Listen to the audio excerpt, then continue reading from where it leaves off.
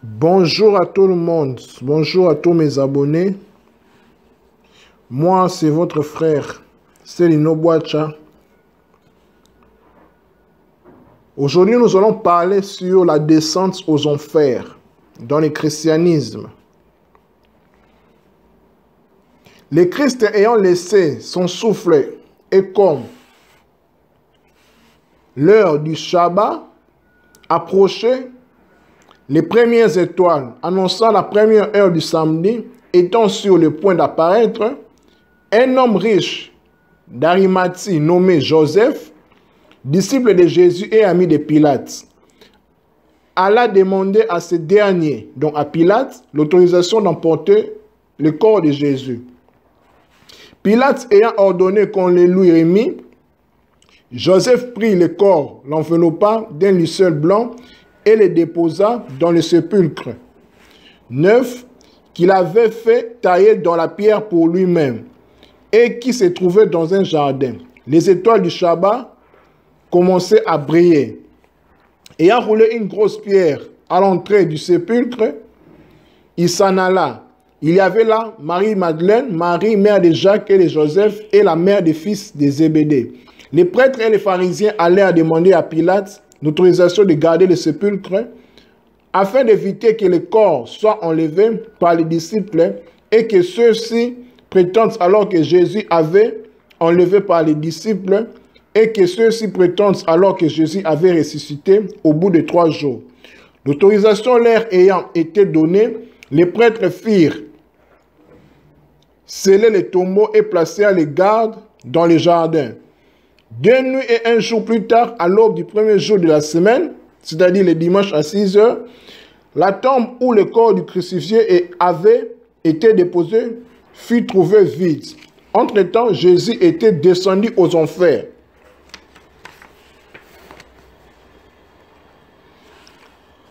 Maintenant, nous allons parler du concept des enfers, en fait, de la visite aux enfers dans l'Ancien Testament.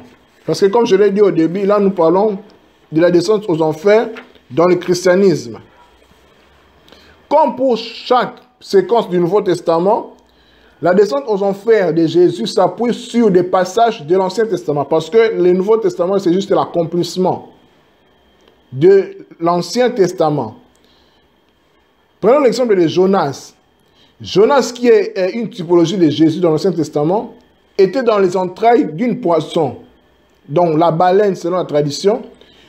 La descente aux enfers, l'Hadès, des Grecs ou les Sheol et des Hébreux, de Jésus fait tout d'abord écho, on le sait, à l'histoire de Jonas qui resta 3 jours et 3 nuits dans les entrailles d'un monstre marin avant d'être rejeté sur les rivages sur l'ordre de Yahvé. Il appela ses entrailles Sheol, autrement dit séjour de mort. Toutefois, de ces séjours de Jonas dans les Sheol ou les enfers, nous ne saurons rien. Beaucoup plus intéressant est le passage de Siracide. Les livres de Siracide ou de la sagesse, vous pouvez les retrouver dans les Bibles de Jérusalem ou catholique ou Tob ou Chouraki. La sagesse sauve les âmes dans les enfers. Siracide ou ecclésiastique, dans son chapitre 24, verset 45, passage peu connu, car il ne se trouve pas dans toutes les Bibles, comme je l'ai dit. La sagesse parle, Siracide 24, 45. Je pénétrerai toutes les profondeurs de la terre, je visiterai tous ceux qui dorment, et j'éclairerai tous ceux qui espèrent au Seigneur. Dans le passage suivant, tout aussi peu connu pour la même raison, c'est un juste qui prie. Siracide, chapitre 51, du verset 3, verset 11. Vous avez délivré mon corps de la perdition, des pièges, de la langue injuste et des lèvres et des ouvriers du mensonge.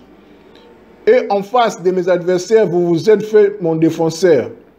Vous m'avez délivré selon la multitude de vos miséricordes, de ceux qui rugissaient prêts à me dévorer, des mains de ceux qui cherchaient à m'ôter la vie et de la puissance des tribulations qui m'environnaient.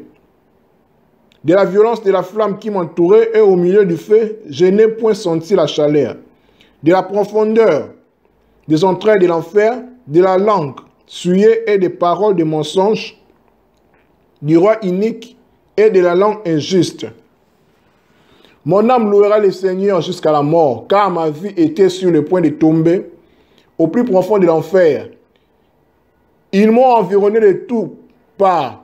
Il n'y avait personne pour m'aider. Je regardais si les hommes m'apporteraient du secours, et il n'en avait personne. Il n'en avait pas.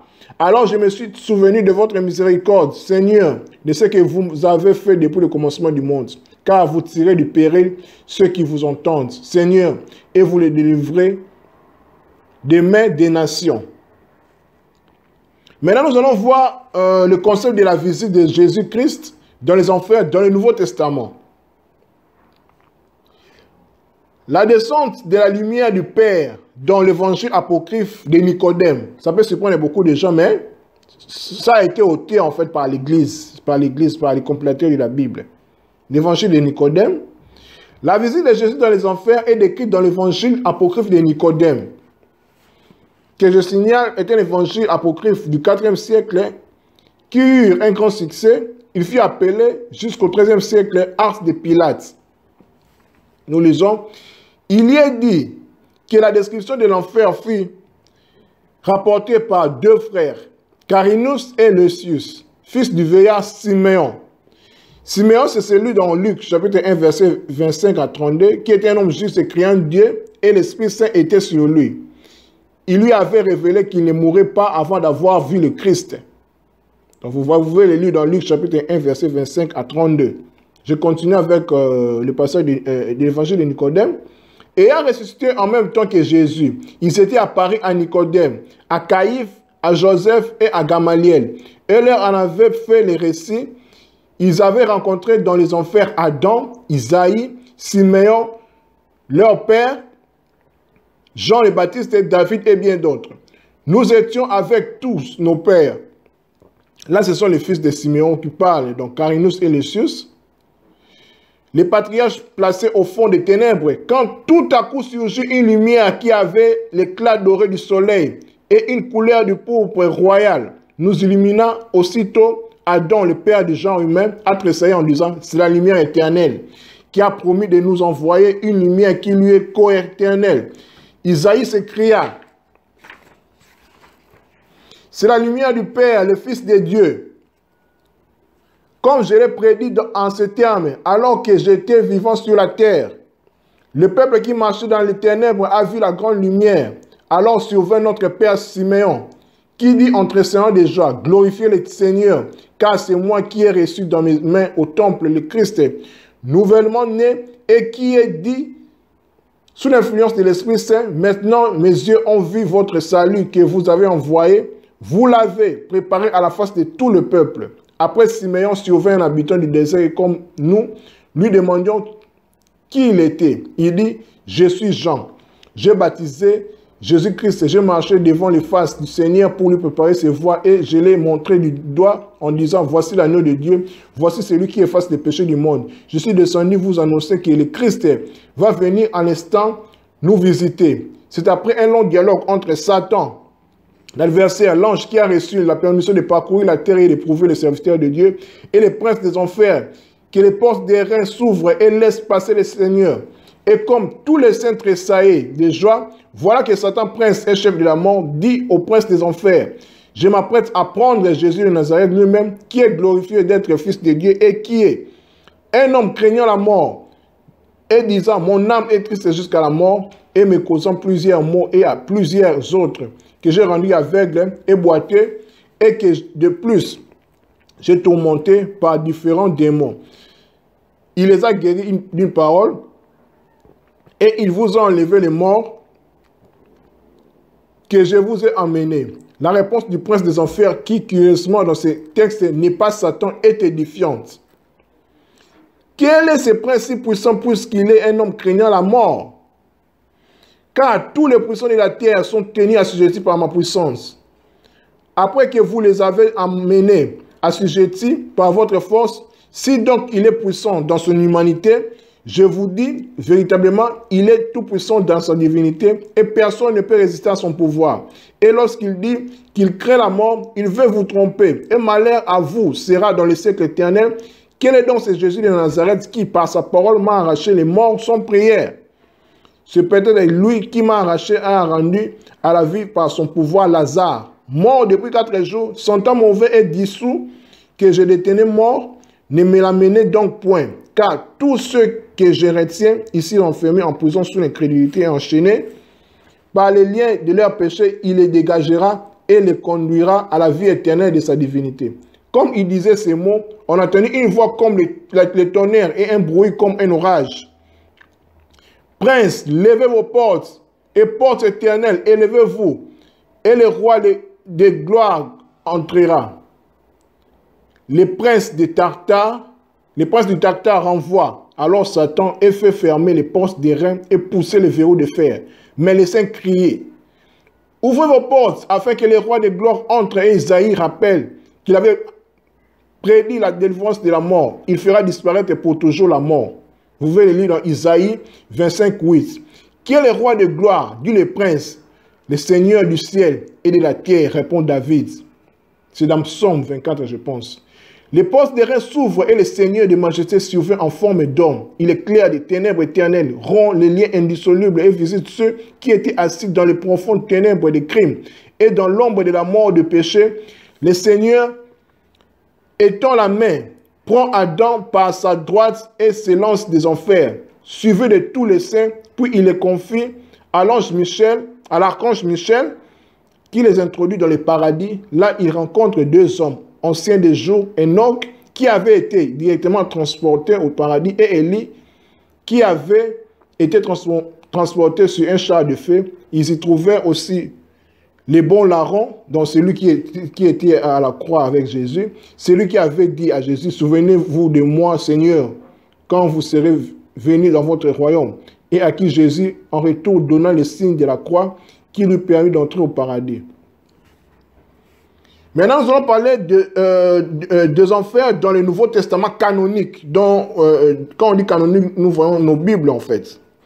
Dans le Nouveau Testament canonique, seuls quelques passages font référence à la descente aux enfers de Jésus. Saint Paul dit, il est monté. Qui est à dire, sinon qu'il est descendu dans les régions inférieures de la terre? Et celui qui est descendu, c'est lui-même qui était monté au-dessus de tous les cieux afin de remplir toutes choses. Épître aux Éphésiens, chapitre 4, versets 9 et 10. Enfin, nous allons voir le concept de l'enfer du point de vue des pères des églises, en fait. Des pionniers, en fait, de l'église. Les pères de l'église virent aussi une référence à cette descente aux enfers dans Actes des Apôtres, chapitre 2, verset 24. Discours de Saint Pierre à la Pentecôte. Il est dit, Dieu l'a ressuscité, le délivrant des douleurs de la mort, parce qu'il n'était pas possible qu'il fût retenu en son pouvoir. Pratiquement tous reprirent ce thème.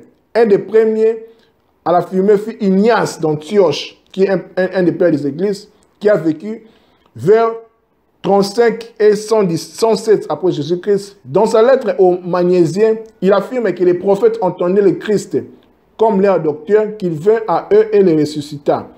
Puis, ce fut le tour d'Irénée, une Irénée de Lyon, qui vécut entre 130 et 140, entre 130 et 210 après Jésus-Christ, de Clément d'Alexandrie, 140 à 217, et d'origine 185 à 251 après Jésus-Christ. Clément d'Alexandrie, qui identifie la sagesse et le Christ, écrit dans ses Stromates 5, 45 à 46. Il dit, le Seigneur avait également annoncé l'évangile à ceux qui se trouvaient dans l'Hadès, dans les séjours de mort, les enfers, les Sheol. Et plus loin, que dire encore? N'est-il pas évident que le Seigneur a annoncé l'évangile aux hommes qui avaient péri lors du déluge, surtout s'ils étaient enchaînés, et à ceux qui étaient retenus en prison sous bonne garde? Il s'agit des esprits emprisonnés dans l'Hadès. Après avoir été victimes du déluge, ces victimes représentent l'humanité entière, car au déluge, c'est la chair pécheresse de tous les hommes qui a péri. Origène dit un peu plus tard, écrivait dans sa 6e homélie sur l'Exode, il, dont Jésus, est descendu pour ramener ceux que les enfers avaient dévorés. Même Saint Augustin, qui vécut entre 354 et 430, après Jésus-Christ déclara dans une épître à Évode que seul un infidèle pouvait nier la descente du Christ aux enfers. Voilà en fait, en gros, ce que nous pouvons dire de ce qui concerne l'enfer dans le christianisme. Nous avons vu dans l'Ancien Testament et dans le Nouveau Testament principalement, dans l'évangile canonique qui se trouve dans nos Bibles et dans l'évangile apocryphe qui détaille vraiment d'une façon explicite ce qui s'est passé lors de la descente de Jésus aux enfers dans l'évangile de Nicodème. Merci beaucoup, à nous revoir la prochaine fois. Bye bye.